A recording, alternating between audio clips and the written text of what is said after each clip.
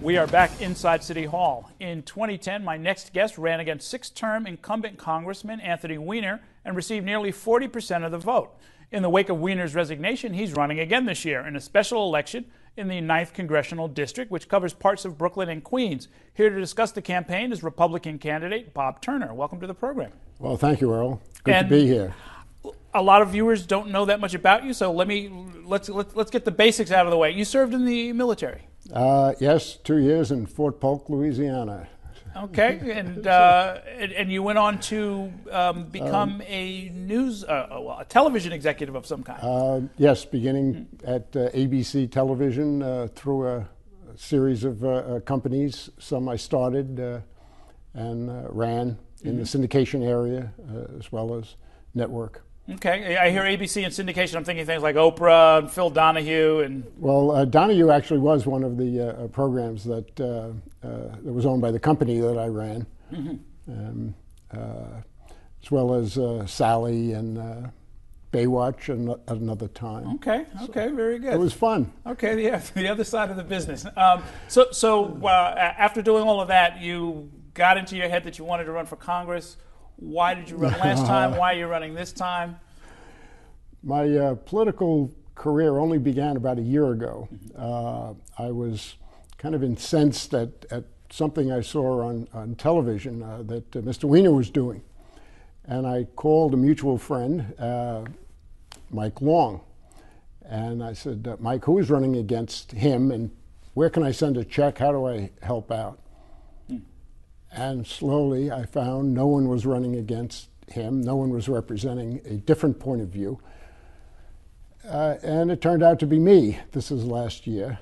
And then after these events, I think a candidate was needed that could get in there quickly, had some name recognition and a little organization. So, what was it about Anthony Weiner that drove you to run against him? Well, I thought we were on the wrong course in the Obamacare bill, which he was a staunch advocate of, that the expense and the problems with that would be enormous, and it would have a terrible impact on this country and the economy. And it would be, instead of being beneficial, would be harmful to the people, particularly in the area where I live, the 9th Congressional District. And by that you mean people who are business owners or people who are employees? Where I've lived in this district my whole life, Richmond Hill, Woodhaven, the Rockaways. These are the people that do the job in New York. They pay the taxes, they own their homes, they pay their own health care often. These are the ones that are really hurting before and now even more so. Unemployment is one of the biggest factors right now. A lot of these problems kind of prompted me to jump up front here. People are worried about their jobs. They're worried about their Social Security. They're worried about even what is the impact of this national debt, which people are a little more sophisticated than I think Washington realizes or appreciates on this issue. And so, are those the driving issues in the race this year? I believe those are the driving issues, and how are they going to be addressed? I think the president is not providing good leadership on this, particularly with economic recovery. That there's no sound or even discernible plan on job growth, business development.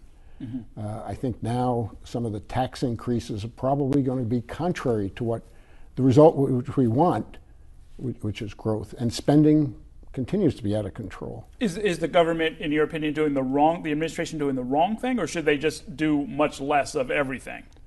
Well, I think it's the wrong thing when we're spending right now 40 cents on every dollar the government spends is borrowed.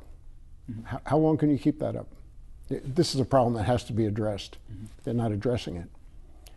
The uncertainty of that backs up into a whole other series of areas, particularly employment, business growth. Their voice is needed, which I'd like to do, Okay. to protest and say this is not the way we should be doing Now, it. this is, you mentioned a number of national issues. Do you expect this race to be nationalized? Do you expect the National Republican Campaign Committee to support you and to get involved in this race?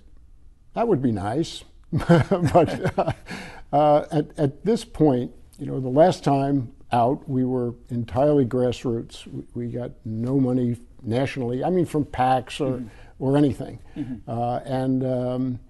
We made a scrappy campaign of it. I think we'll get a little more attention this year, only because this is the only, one of the national races, I think.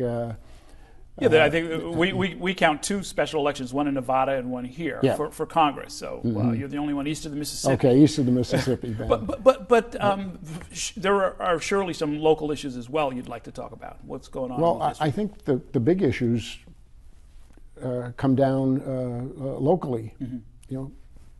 Kids are out of college with their degrees and no place to go. People have had jobs for 20 years, and they're wondering if they're going to keep them.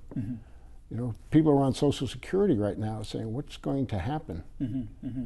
So those are big national issues, but those impact people in this area. And so what should we be doing? You mentioned government shouldn't be spending money that it has to borrow, so government should spend less. What should it spend less I'm on? a business type, and I take a practical approach. What are the things that stimulate business? I mean, it's investment tax credits. It's tax cuts for businesses where more money gets plowed into the business and they can grow. There are areas like oil exploration that we're not really doing. I mean, upstate New York, we can start the fracking, which is a great idea that the governor and this legislative are doing now. But we have a pipeline from Canada. We could put thousands at work if we had the right diplomatic initiative, as well as a positive view from the administration on that. And if we drove oil prices down with offshore drilling in other areas, not only more jobs, it serves our strategic interests. There's so many benefits. Leadership in Washington seems to be silent on all these issues. We're arguing now on both sides of the aisle about the debt and the debt ceiling, and we need a little more bipartisan cooperation and a common plan. It's all in our common interest. The Republican leadership in Congress right now, they seem to be, if I understand this debt fight properly, that they are saying we're not going to put off this multi-trillion-dollar long-term problem any longer. We've got to get deep cuts right now. Is that a sensible position? Well, I think there are some cuts that need to be made now, but even there's the plan right now is for a cut of $4 trillion over a 10-year period. That simply reduces the rate of the deficit. So that's a good step. That will cut the size of the debt into a more manageable area, and it doesn't cut any of the people programs, the Social Security and the Medicare, which are critical. I think this is something that should be addressed. The administration says, well, we're going to ignore this. We think we can solve the problem raising taxes. I don't think in this economy during a recession that is the right approach at all. So even when the president says there are loopholes out there that you can call it a tax increase if you want, but that if there are tax benefits or tax credits for the luxury planes he talked about a lot, or for the oil companies that he says have had record profits, that you're sort of ladling gravy on top of. Well, the aircraft industry, private jet industry, is $20 billion industry. The entire annual sales. The profits for all the oil companies, $77 billion. A lot of money, $77 billion. Our debt is over $100 billion a month. We need to put this into perspective and proportion. The only real way out of this problem is to grow our way out of it. You move the GDP 1% through growth, which can be achieved through tax cuts and credits and so on. It's $400 or $500 billion in additional federal revenue. I mean, we got to put this together. Okay, very good. Let me talk about a strictly political question that's particular to this district. It is widely discussed that the district could be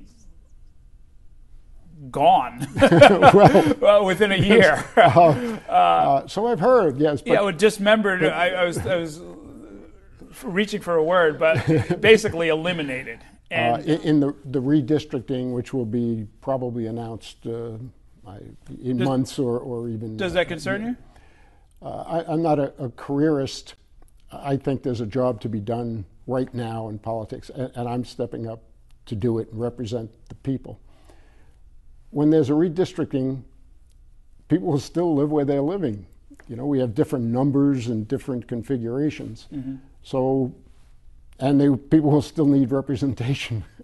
I don't know what will happen, but how much do you know about David Weprin, your opponent? Why are you not him? Well, I'm kind of new to the political process, but I think David's an honorable person, and I have no problem with him. The other night we spoke, and he said, "I will represent the party caucus."